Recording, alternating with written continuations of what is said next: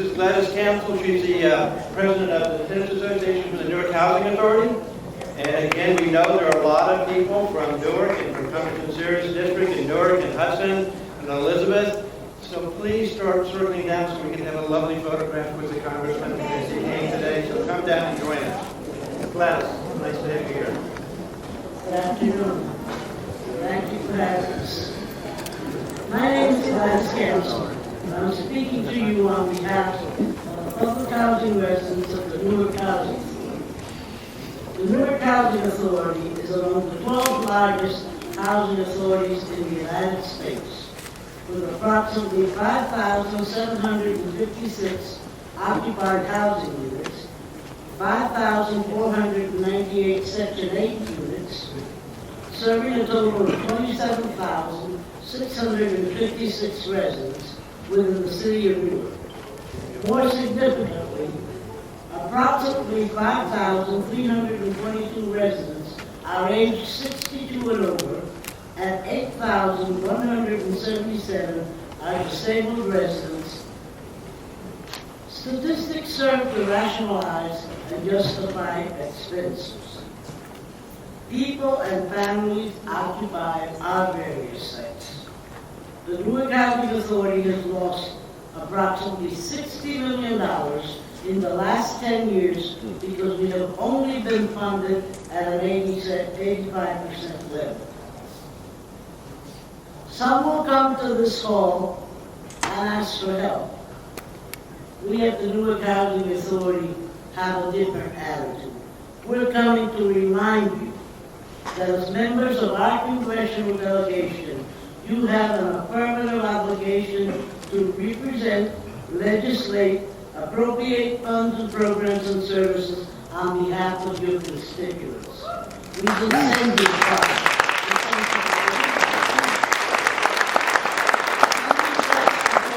This administration and this Congress will have a detrimental and deleterious effect on our housing authority to maintain existing public housing stock in the areas of maintenance, purchase of materials, supplies, staffing, security, other services, transportation, training, after-school programs, recreation, and social activities, in addition to providing modernization and reconstruction. Families, seniors, young disabled, residents, and veterans occupy our sites. There is also a secondary hit, no less dramatic, to our Section 8 voucher program. Ultimately, the combination of housing cuts, social programs cuts, such as food stamps, heat and light assistance, cooling, etc., will result in residents facing a monumental decision. Do we eat, pay for medicine, or do we pay rent? And ultimately, what is going to happen is that rent defaults will surface quickly and substantially.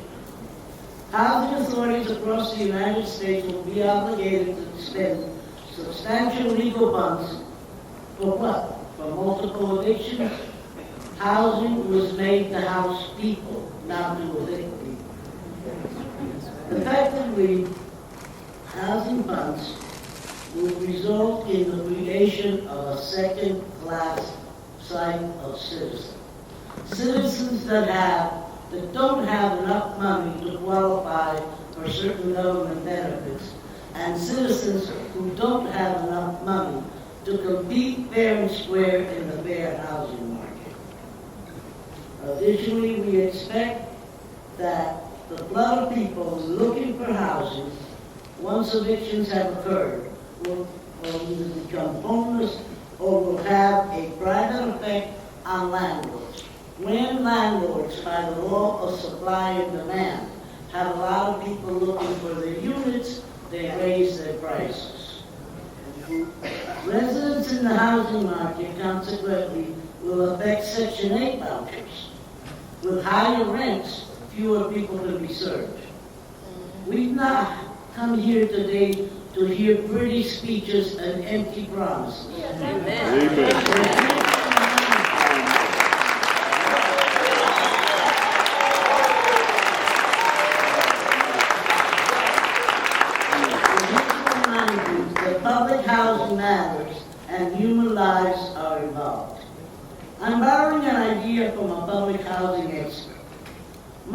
been said by this new administration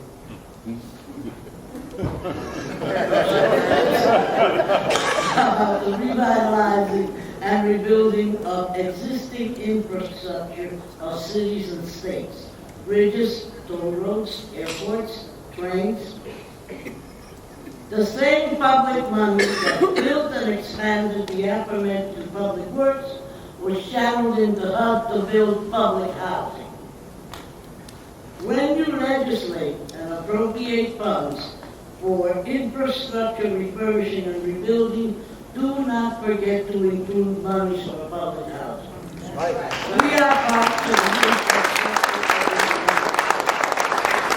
the ultimately, your vote will matter to existing and future generations in public housing. Can we count on you?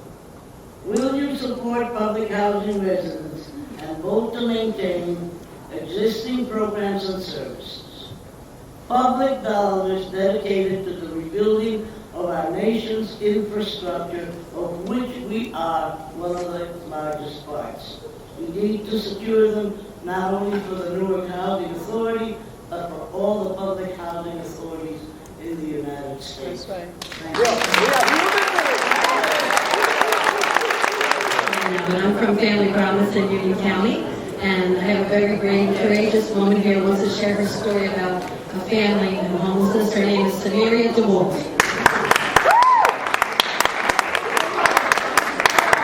My name is Simeria, and I stand here today before y'all to let y'all know that there is a saying in the Bible, and it states, the first shall be last, and the last shall be first.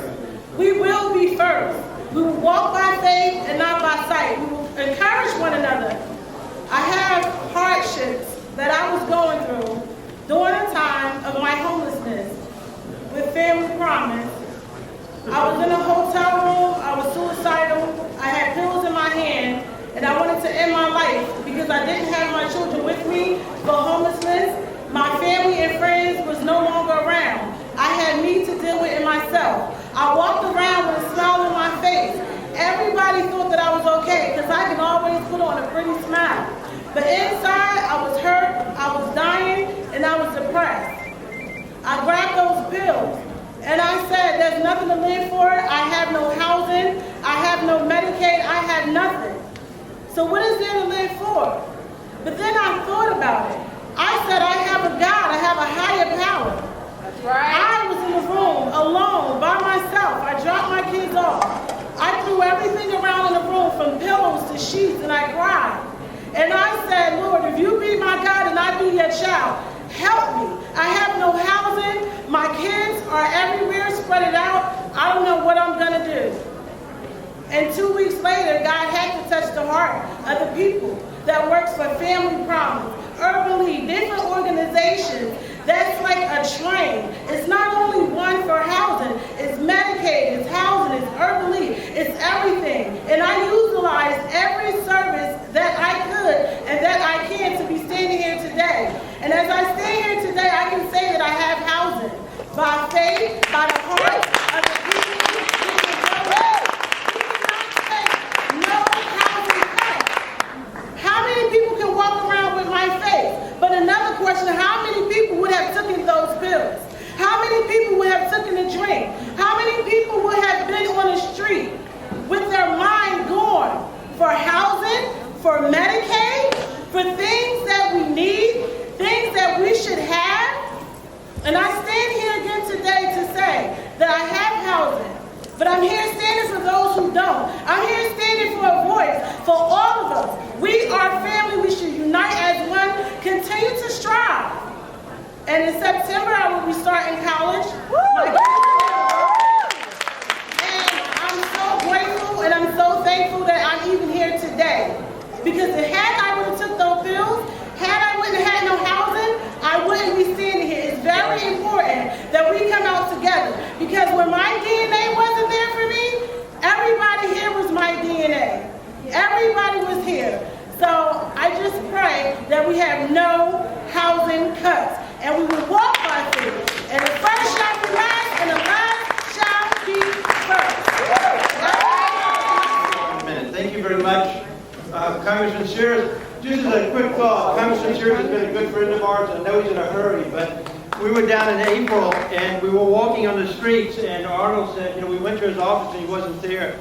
And literally we were on Independence, and who's in front of us walking toward us but Congressman Sires. So he's very accessible. He's somebody you can find when you need him.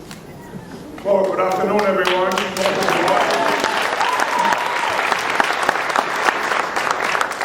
I don't come here to give you a speech. I just want you to know that I was the mayor for 12 years. In my first months as mayor, I never realized the demand that we have for affordable housing. We had thousands of people on the road. I was the mayor of a town called West New York. So we set out to try to deal with the problem. And how did we do? We created an affordable housing nonprofit corporation within the Housing Authority. And we built 3 units to try to take advantage of the tax credits on multiple sites. And the last thing we did was an affordable housing for senior citizens. People think that affordable housing is not just for middle-aged people. In the assembly, Bonnie Watson Coleman and I, we created New Jersey's Section 8 program. We put $2 million in the budget, which was slashed later. But I know your needs. I know your needs. I grew up. I remember when I first came to this country, my parents paid $45 in a coal flat. If you people know what a coal flat is, it's a house, it's an apartment that you actually heat from the stove. So, all my elected life, I have worked hard to try to ease some of the problems that we have with affordable housing. Don Payne and I, we represent Newark. There's no daylight between us. We work every day together on the issues that are important to the people of Essex and the people that are in Hudson. But, you know, the atmosphere here is awful. Somehow we are the last people they think of in terms of housing when it comes to put some money in to help the people that need it the most. And it's our job to inform them that they're wrong. That's right. They're wrong because they want to cut every single program that's out there to help you. Yeah. See the DGB money. They don't even realize how many seniors get Meals on Wheels because of the CDGB program. They don't know how many seniors or people get help because of the CDGB program. They don't care. They don't care. That's right. They don't know how many sidewalks we fix so seniors don't break their leg as they walk out. So all those issues I dealt with for many years. And I come here, and it's my job to continue to fight for affordable housing in this country. And I will never stop. Because I didn't grow up in a McMansion, my friends. I grew up in Hudson County, proud of it. In a town that is 1 square mile, and we have 51,000 people. And I'm going to share a little secret with you. Many years ago, in some of the counties in New Jersey, people didn't feel that they need affordable housing. My friends, that's all changed. New Jersey needs affordable housing in every one of those counties. That's right. So people can live there. That's right.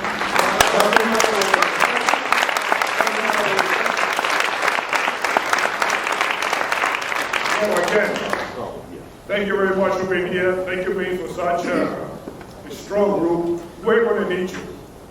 We're going to need your assistance in the coming months because we're in for a big fight. And we have to be ready. We cannot let people who don't know how important affordable house is, so people can become part of this great country and have to slash and slash and slash so they can give the wealthy a bigger tax cut. That's not acceptable. So I know Bill Pastrell was earlier here. We worked well together. He knows because he was the mayor of Patterson. He knows the needs of affordable housing. you have lived it, unless you have seen it, and unless you point it out to these people, they don't realize it. So thank you for being here. I will continue to work with you and enjoy whatever the rest of the afternoon is.